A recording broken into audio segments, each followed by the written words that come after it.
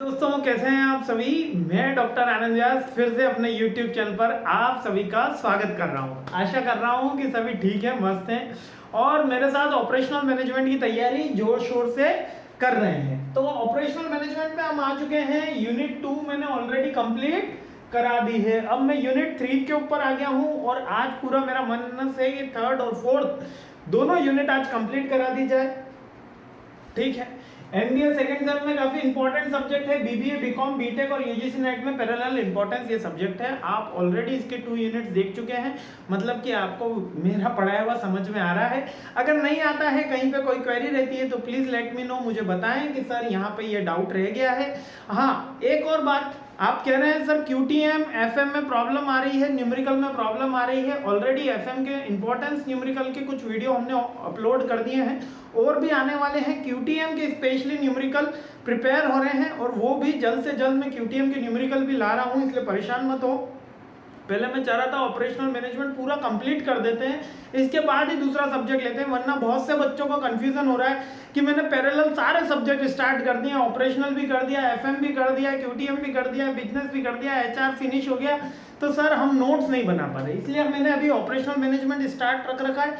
मैं चाह रहा हूँ 3rd, 4th, 5th यूनिट इसकी जल्द से जल्द कंप्लीट करके अपन नेक्स्ट सब्जेक्ट के अंदर मूव ऑन करेंगे और जल्द से जल्द अपन सारे सब्जेक्ट क्लियर करेंगे, न्यूमेरिकल का हो या थ्योरी का हो। तो ठीक है, मुझे जरूर बताया करें कि समझ में आता है कि नहीं। आगे बढ़ते हैं। टाइप्स ऑफ प्रोडक्शन प्लानिंग, जो 3rd यूनिट है, इसके अंदर हम प्रोडक्शन प्लानिंग के ऊपर बात करने वाले हैं, एग्रीगेट प्लानिंग के ऊपर बात करने वाले हैं, प्लानिंग के मेथड देखने वाले हैं।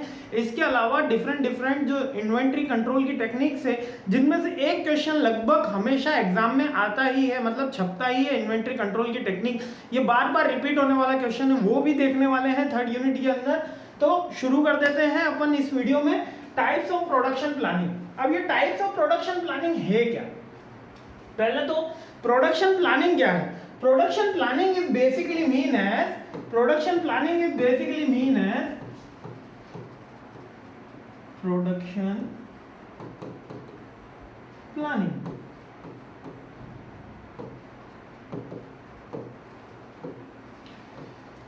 Production planning is basically mean as plan our product for manufacturing purpose, यानी कि हमारे प्रोडक्ट की मैन्युफैक्चरिंग को हमको प्लान करना है। यहाँ पे हम सेल्स प्लान की बात नहीं कर रहे हैं कि कितनी फ्यूचर में सेल होने वाली, यहाँ पर हम बात कर रहे हैं फ्यूचर में मैन्युफैक्चरिंग कैपेसिटी हमको कितनी चाहिए होगी, कितनी हमारी कैपेसिटी अभी है, उसको अगर सेल्स होती है तो उसको कैसे मीट ऑन किया जाएगा, या अभी हमारी कैपेसिटी के अनुसार हम कितनी मैन्युफैक्चरिंग कर पाएंगे। That is production planning.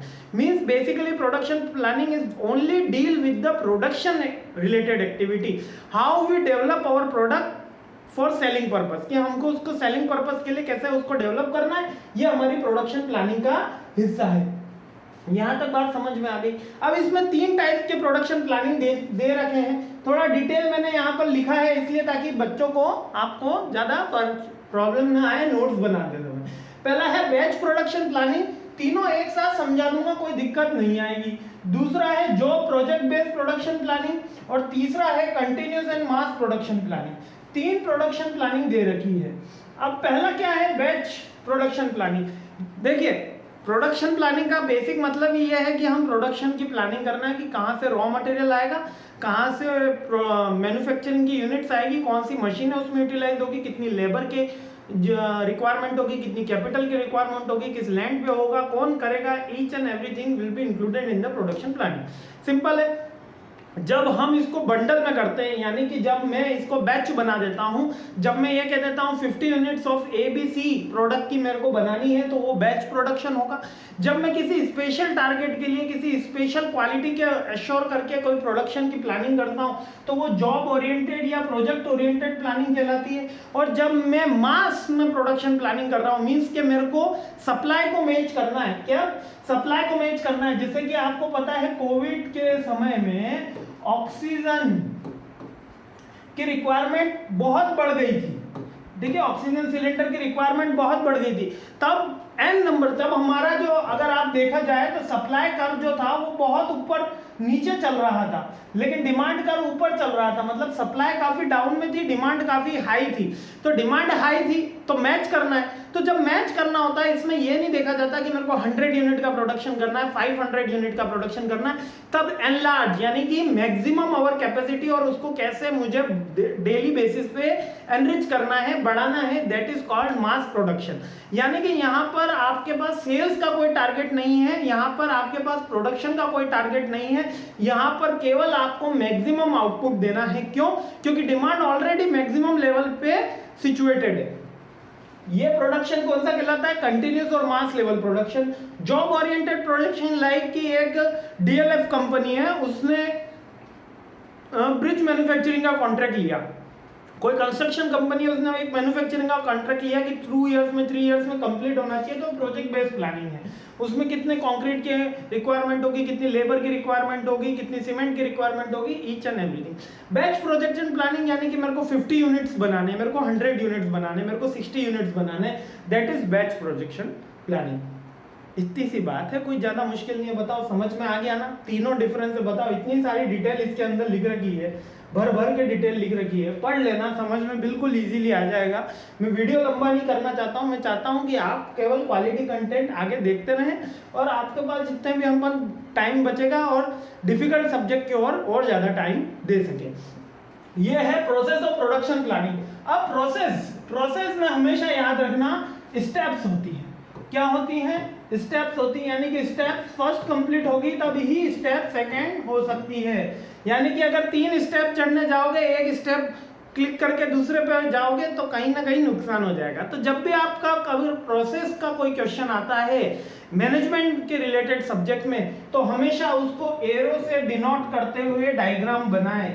याद रखिएगा, एग्जाम के लिए मैं बहुत इंपॉर्टेंट बात बता रहा हूं आपको कि अगर कोई प्रोसेस का आता है तो हमेशा उसको सर्कल में या एरो करते हुए डायग्राम जरूर बनाएं, जिससे क्या होता है आपके नंबर के चांसेस काफी बढ़ जाते हैं। तो ये कहलाता है पहला प्रोसेस ऑफ प्रोडक्शन प्लानिंग। अब ये कौन सा है? ये है फर्स्ट, इसकी है। अगर कोई भी हमको प्रोडक्शन की प्लानिंग करनी है या कोई भी प्रोसेस होती है, सबसे पहली स्टेप उसकी हमेशा होती है, वो होती है प्लानिंग। दूसरी है और राउटिंग। राउटिंग का यहाँ पे एक सेकेंड, राउटिंग का यहाँ पे मीनिंग है कि the regulation of the work. Routing का मतलब कि routine regulation of the work means कि इसको क्रोनोलॉजी में अरेंज करना। क्रोनोलॉजी में अरेंज करने का मतलब क्या है? देखिए, पहली है प्लानिंग, दूसरा है क्रोनोलॉजी में अरेंज करना कि फर्स्ट सीक्वेंस में ये वाला वर्क होगा, सेकंड ये वर्क होगा, थर्ड ये वर्क होगा। एग्जांपल देके समझा रहा हूँ, निश्चिंत रहना, समझ में आ जाएगा। पहले एक बार पॉइंट देख लेते हैं। थर्ड से शेड्यूलिंग।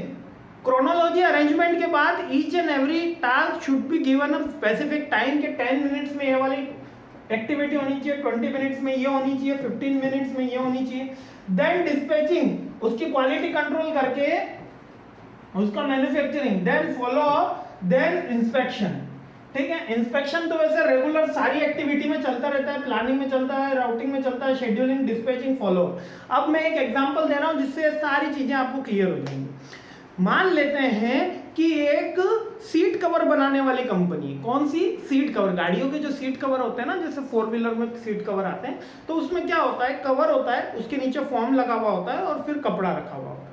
मीन्स के एक थोड़ा सा रेक्सिन का कपड़ा होता है, फिर फोम होता है और फिर नीचे नॉर्मल कपड़ा होता है।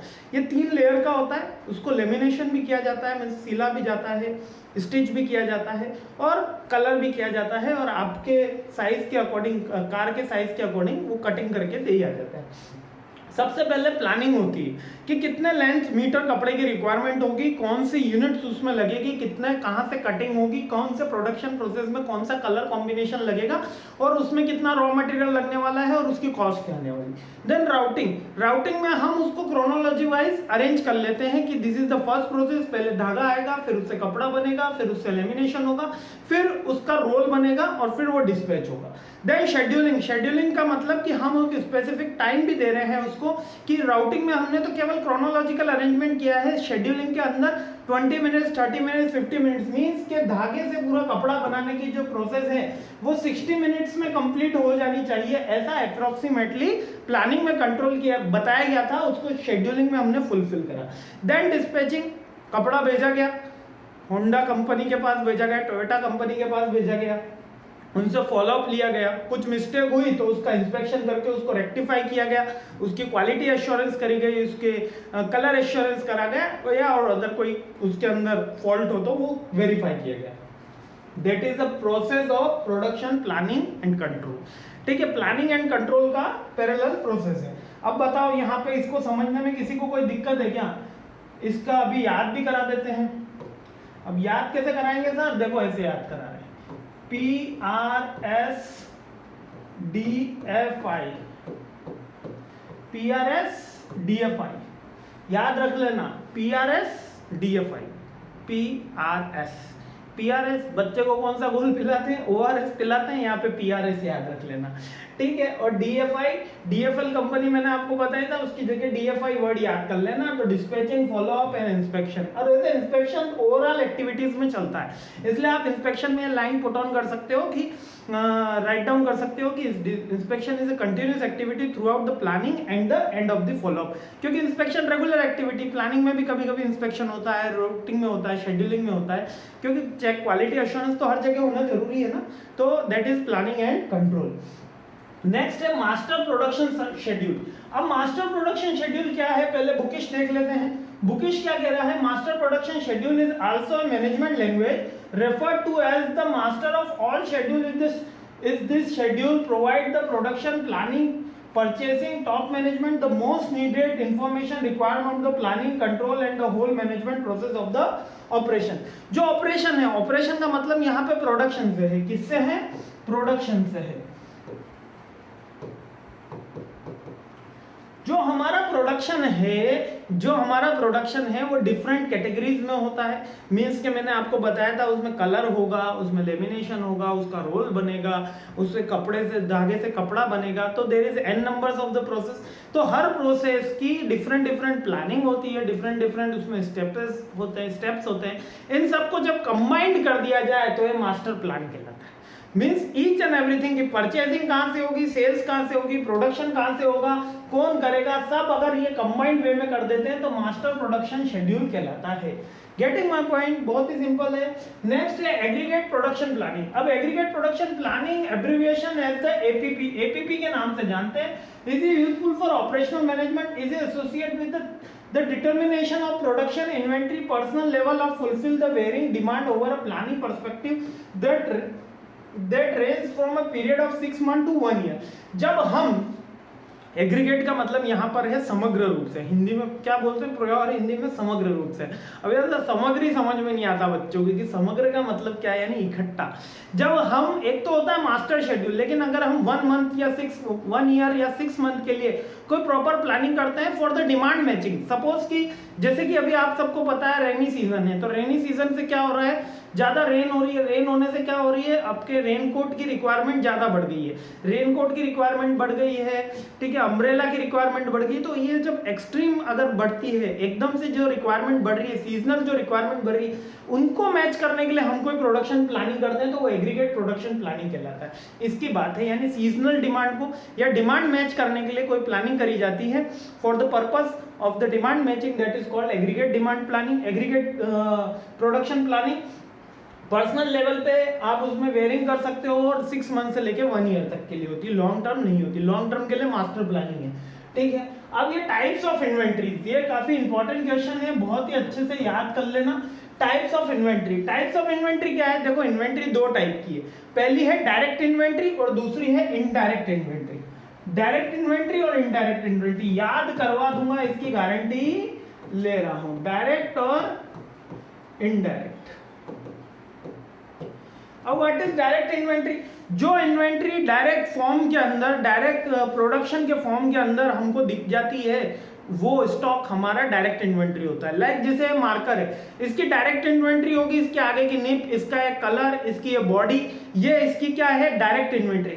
इनडायरेक्ट इन्वेंट्री वो जो मशीन जिसपे पेन मार्कर बना है, उस मशीन में लगने वाला मेंटेनेंस, उस मशीन में लगने वाली कोई ऑयल, कोई ग्रीस, कोई इलेक्ट्रिसिटी, वो indirect inventory. Without electricity production नहीं हुआ होता, लेकिन इस मार्कर में अभी मेरे को वो इलेक्ट्रिसिटी कहीं पे भी नजर नहीं आ रही, क्योंकि ये तो मैन्युफैक्चरिंग के टाइम पे था, नहीं उस मशीन का मेंटेनेंस नजर आ रहा है। तो indirect inventories include those item which are necessary for manufacturing, वो इन्वेंट्री के लिए नेसेसरी है मैन्युफैक्चरिंग के लिए, but do not become components of the finish goods.